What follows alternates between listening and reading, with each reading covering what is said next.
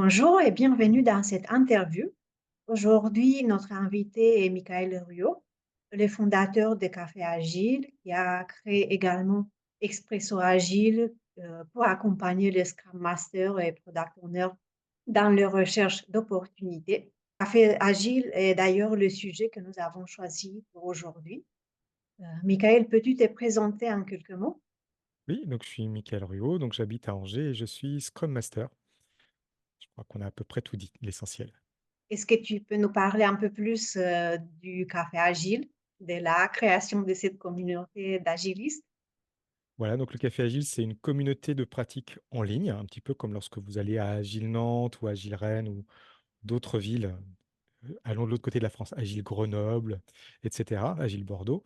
Et donc l'idée là, c'est de se retrouver en ligne le vendredi de 13h15 à 14h, en fonction du temps que chacun a. Donc on sort de manger, on peut se connecter quand on le souhaite et repartir également quand on le souhaite, en fonction de ses contraintes, notamment de travail. Donc c'est né, en août, 2023, fin août 2023. Donc j'ai lancé un petit peu l'invitation sur LinkedIn auprès d'amis en leur disant: «Tiens, si on se retrouvait?» Sur Zoom justement. Hem, Après ça a pris une autre ampleur, d'autres personnes sont venues nous rejoindre, des gens que je ne connaissais pas au départ, sont venus grâce à l'invitation sur LinkedIn. On a beaucoup fait des événements sur, Google Meet.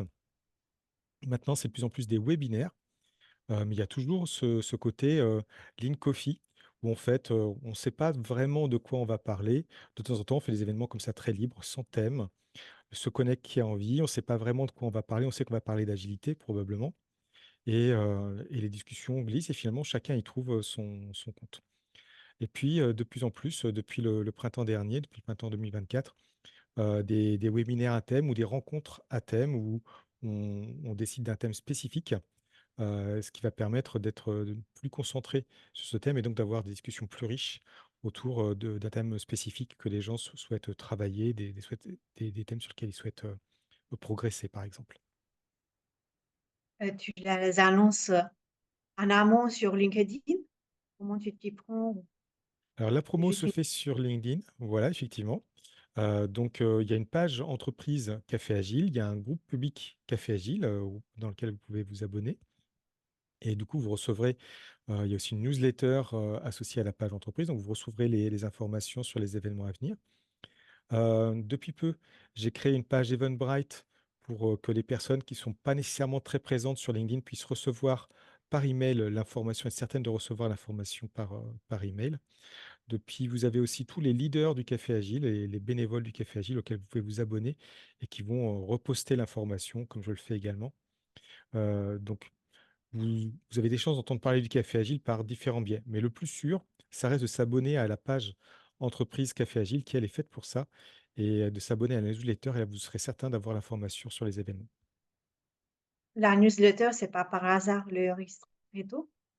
Non, ça, c'est autre chose encore, hein, oui, parce que j'ai multiplié les newsletters personnelles, chacune avec un thème, donc on s'y perd.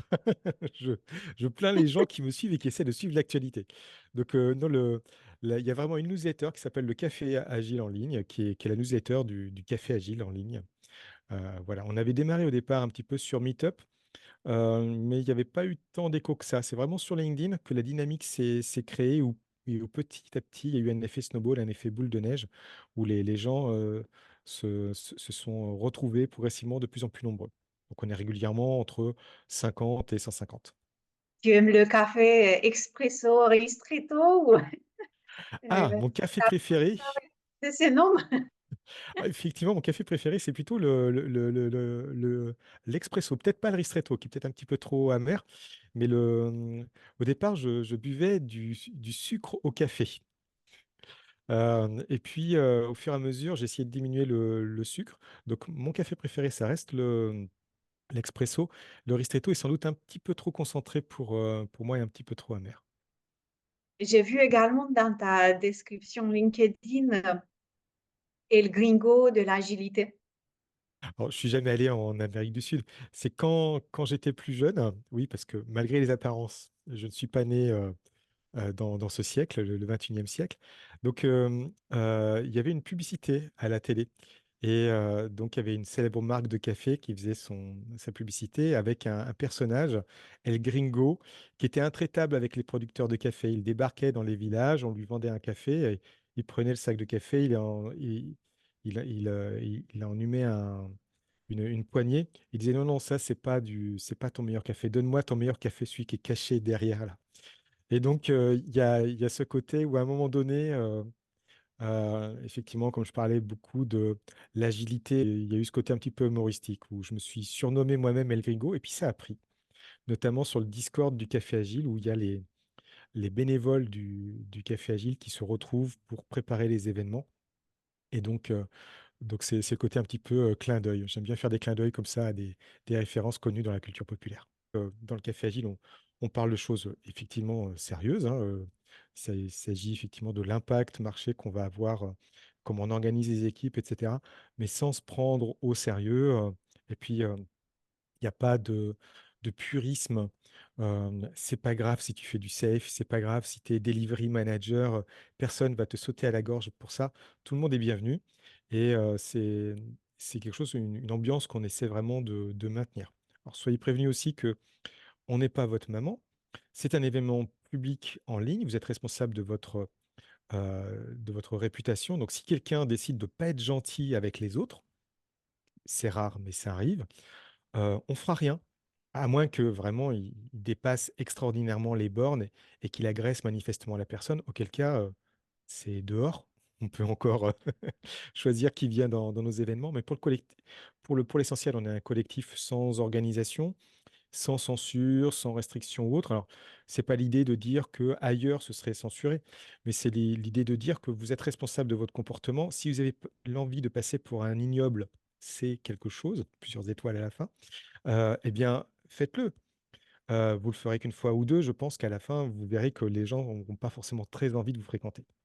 Et puis ça donne un côté explorateur, on explore un nouvel univers de l'agilité, donc tout le monde est au même niveau. Michael, quelles étaient tes motivations initiales pour créer le café agile? Bah, je me sentais tout seul dans ma chambre d'hôtel. Donc, déjà, au départ, quand j'ai démarré à explorer l'agilité, je me sentais tout seul, je ne connaissais pas d'autres agilistes. Donc je me souviens d'une fois où je suis allé à Agile Rennes, où il y avait une coaching retreat animée par, Oana Junku, qui maintenant est chez, Reactive, donc une super coach. Un peu plus tard, j'ai initié des dîners comme ça, juste avec, 2-3 personnes que je rencontrais, souvent à l'époque sur Twitter. Et puis, bah, le thème de l'agilité est revenu assez souvent, donc ça m'a permis de rencontrer d'autres agilistes. On a fini par, mettre un hashtag, quand on se rencontrait, on annonçait ça, on en parlait un petit peu sur Twitter et c'était le hashtag AgileAngers. Ça a fini par devenir un groupe également, pas d'association loi 1901, mais, juste un groupe de gens qui se rencontraient. On faisait quelques événements. Ensuite, je suis allé travailler un peu plus loin, justement sur Nantes, puis à Niort, donc c'était plus compliqué de gérer ça avec ma vie familiale, donc aujourd'hui, c'est plus, une autre personne qui anime, Agile Angers et ça reste un groupe, assez intime. Et donc quand je travaillais sur Niort, donc ça me manquait ces rencontres avec la communauté.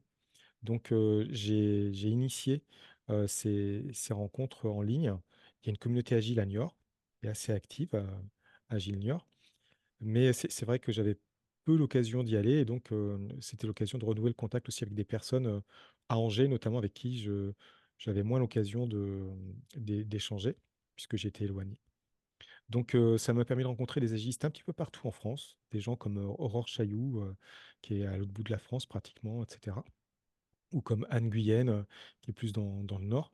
Donc ça, c'est le côté un petit peu, enfin, rien n'était prévu. Il y avait pas de plan au départ. Quand les gens me demandent quelle est la vision ou la mission du Café Agile, je n'en sais rien. C'est c'est venu juste parce que, voilà, j'ai lancé le truc sans réfléchir trop à ce qui allait se passer derrière. Est-ce que tu as rencontré des défis au début? Et si oui, comment tu les as surmontés? Alors le 1er défi, c'est qu'on était très peu nombreux, c'était une, 2 ou 3 personnes. Quand je me connectais, je ne savais pas s'il y aurait quelqu'un. Donc, il s'agissait d'élargir un petit peu les choses, d'apprendre à communiquer sur les événements pour que quelques personnes puissent nous rejoindre. Il y a eu également, une difficulté liée aux outils, qui n'étaient pas forcément simples d'emploi pour, tout le monde. Donc, Il y a eu des demandes de replay, ça nous a amené à tester les webinaires. Donc ça a changé l'esprit du café agile. On est parti de l'esprit un petit peu d'un lean coffee, plus exactement dans les formats comme ça d'intelligence collective. Le café agile, c'est plutôt le bird of the fever. Vient qui veut et les thèmes émergeront en fonction de qui est là. Là où un lean coffee, c'est plus structuré, on va avoir une phase où on va dire tel thème dans telle salle, sur tel créneau horaire. Voilà. Donc, au fur et à mesure, on s'est retrouvé confronté à des problèmes de croissance. On s'est retrouvé aussi confronté justement à des problèmes parfois d'état d'esprit qui n'étaient pas nécessairement partagés. Donc ça s'est résolu un petit peu de soi-même. On n'a pas voulu intervenir directement, mais forcément ça a refroidi, ça a éloigné des gens qui se sont dit: «Bah mince, je pensais que c'était un espace sûr».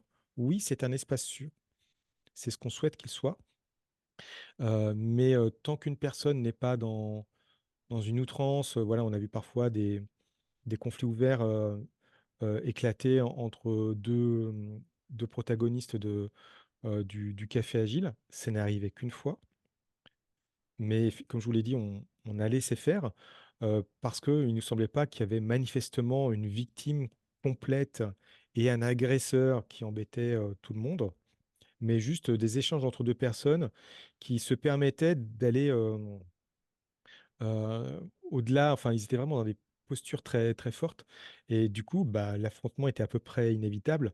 Là où en général les gens disent, bah, «Je comprends ton point de vue étant donné, ton contexte, ton histoire et moi voilà le point de vue que j'ai étant donné mon contexte et mon histoire à moi». Voilà et sans chercher à convaincre. Ça, c'est généralement la posture que les gens ont dans le café agile. Donc ça, c'est les 2 principales, difficultés qu'on a eues et on est encore aujourd'hui dans les difficultés liées à cette gestion de l'échelle, avec, l'organisation de l'équipe. Donc là, on est en train de relancer la nouvelle saison du Café Agile. Il y a un événement qui a lieu, vendredi de cette semaine avec Patrice Corbar qui anime une table ronde autour du value stream mapping. Ça va être passionnant. Pour l'instant, pas d'autres événements annoncés derrière parce qu'on va prendre du temps pour faire, notre revue, du premier semestre avec, l'équipe d'organisation. Une rétrospective également, comment les choses se sont passées du point de vue interaction et processus. Une planification un petit peu, planification agile, hein, ça va pas être quelque chose de hyper, figé, mais sur, les principaux événements qui vont venir, qui a envie d'animer quelle formule et cetera. Donc, Café Agile, c'est juste ce que vous avez envie qu'il devienne. Si vous avez envie de rentrer dans l'équipe d'organisation, signalez-vous, par exemple, en mettant un petit post dans le groupe privé. Hem Il y a des visions, en fait, la vision du café agile, s'il doit y en avoir une, elle est plurielle, elle est multifacette. Donc, il y a des gens qui ont envie d'avoir des événements très préparés, avec une grande qualité de contenu, quelque chose, du niveau pratiquement de ce qu'on pourrait trouver chez Scrum Life. Heu, c'est possible, c'est une vision et vous pouvez organiser ce type d'événement. D'autres personnes, elles, ont plus envie de revenir à la formule originelle, donc, un côté un petit peu impromptu. Voilà, on balance un lien, Google Meet et puis ensuite, on verra ce qui arrivera. Donc ça, je pense que c'est intéressant que cette formule, continue à exister et elle reprendra dès qu'il y aura quelqu'un pour porter le flambeau. Peux-tu nous parler un peu plus des valeurs du café agile? Le truc le plus important, c'est vraiment d'avoir envie de découvrir des points de vue différents, des personnes différentes, donc de venir échanger dans la bienveillance. Il y a aussi, une valeur autour de l'exigence. Hem Il y a de tous les niveaux, et tous les niveaux sont bienvenus au Café Agile, des débutants, des gens très expérimentés. On va retrouver des gens comme par exemple, Laurent Morisseau de temps en temps qui viennent dans le Café Agile. Heu, donc, soyez pas effrayés par le fait que de temps en temps on va mettre, les détails et dire: «Bah non, ça c'est pas vraiment agile», on vient pour apprendre. Donc que des personnes plus expérimentées nous pointent du doigt nos erreurs en nous disant: Mmh, je pense que tu te trompes en pensant ça ou en faisant ça. De mon opinion, il serait mieux de voilà, on vient pour ça, en fait. Moi, je viens pour me confronter à des gens de très haut niveau, comme aussi, par exemple, un habitué qui est Pierre Fasquelle, qui est un coach agile d'excellent niveau et qui est extrêmement bienveillant, mais qui hésite pas à nous guider comme ça de temps en temps, par ses questions. il nous amène à réfléchir à des sujets ou à remettre en cause des pratiques, sur lesquelles on n'avait pas réfléchi, tant que ça jusque-là. Et chacun a sa vision. Exactement. Et Michael, peux-tu nous partager s'il y a eu un moment clé, dans l'évolution du café agile? Ou plusieurs même?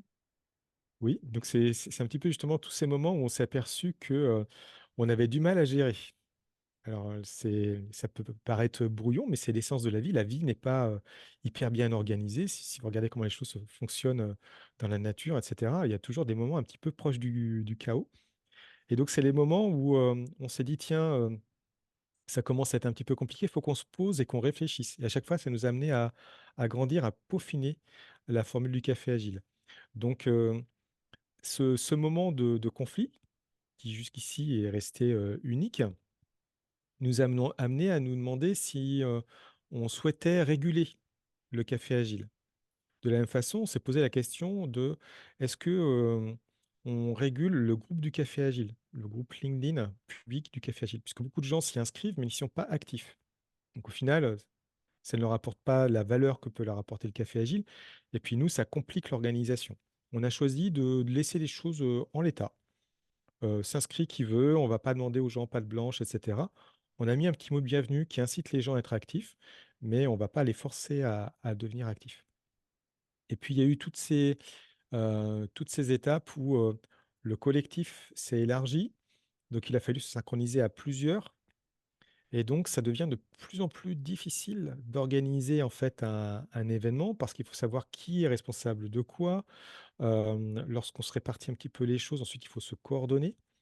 En disant: «Bah, j'ai fait l'étape que j'avais à faire», et donc il y a de la gestion des dépendances. Donc c'est une gestion de projet comme on les connaît, une gestion d'activité comme on les connaît dans les équipes agiles. Par événement, tu veux dire, la visio? Voilà, c'est ça. Donc on est parti sur une base hebdomadaire et il y a des moments où c'était difficile de tenir le rythme parce que la vision que les gens voulaient incarner, c'était celle d'événements très préparés. Et du coup, l'équipe n'était pas assez nombreuse pour qu'il y ait autant d'événements, préparés. Donc c'était intéressant parce qu'on se retrouve confronté à nos propres limites, le temps qu'on peut mettre, l'énergie qu'on peut mettre en rapport avec, le résultat qu'on va avoir. Mais je trouve ça très intéressant. En fait, il y a eu un livre célèbre de Linus Torvald, La cathédrale et le bazar, donc à propos justement de la façon dont est gérée, la communauté, Linux. Donc, l'idée derrière ça, c'est que, une cathédrale très ordonnée avec un plan qu'on suit, un leader et cetera, ça fonctionne dans certains contextes, mais c'est pas le plus adapté pour les logiciels open source et le modèle au contraire, qu'a suivi Linus Torvald, c'est celui un petit peu du bazar où, lorsqu'il va demander aux gens d'écrire une fonctionnalité, il va laisser 2, 3, 4, 5 personnes écrire, la même fonctionnalité pour le noyau Linux et ensuite, lui va décider laquelle fait l'affaire. Donc il y a un gaspillage qu'on ne peut pas se permettre en entreprise.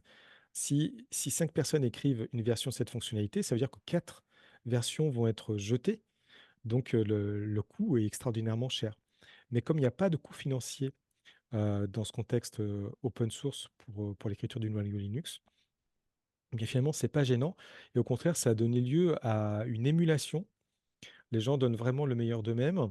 Ça a donné lieu aussi à une créativité qui n'aurait pas eu lieu s'il n'y avait pas eu cette émulation. Non, cette communauté, c'est un espace pour moi où on peut tenter des choses, expérimenter, se confronter à des choses nouvelles. Donc c'est pas un problème d'échouer en fait. Et donc de ce point de vue aussi, le Café Agile, c'est un lieu sûr, c'est un lieu fail safe. C'est-à-dire que si tu échoues, personne va t'en faire porter la responsabilité ou la culpabilité. Tu as tenté quelque chose, tu as fait de ton mieux et puis, bah, à la fin, on regarde quel résultat ça a produit. Si ça n'a pas produit le résultat escompté, comment est-ce qu'on peut améliorer les choses? C'est pour ça qu'on démarre cette saison justement en réfléchissant à ce qu'on a tenté au semestre précédent et en se demandant comment aborder les choses maintenant pour essayer de les réussir autrement. Ce ne sont que des hypothèses et peut-être que à nouveau ce sera trop difficile pour nous pour le stade d'apprentissage où on en est.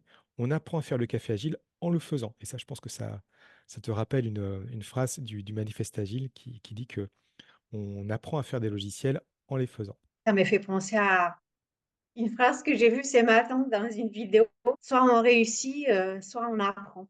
Et Michael, avant de nous dire au revoir, Est-ce que tu as un dernier mot à partager avec, la communauté, d'Animano? Un dernier mot, bah, déjà venez au Café Agile, c'est gratuit, c'est un lieu sympa. Vous rencontrerez que des gens sympas, vous apprendrez des choses forcément. Pas forcément beaucoup, ça dépend de votre niveau.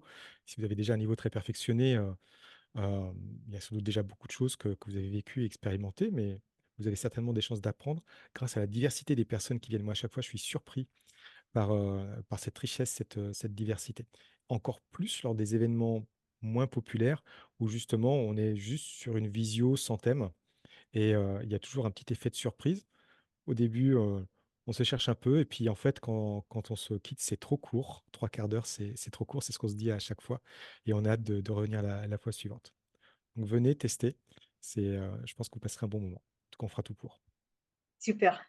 Merci Michael d'avoir accepté cette proposition d'interview et surtout d'avoir, fait découvrir les coulisses du café agile. Ça peut être intéressant pour les agilistes, aussi pour ceux qui veulent créer une communauté. On se dit à bientôt, dans une nouvelle interview ou une autre collaboration. Avec beaucoup de plaisir. Merci beaucoup Roxana.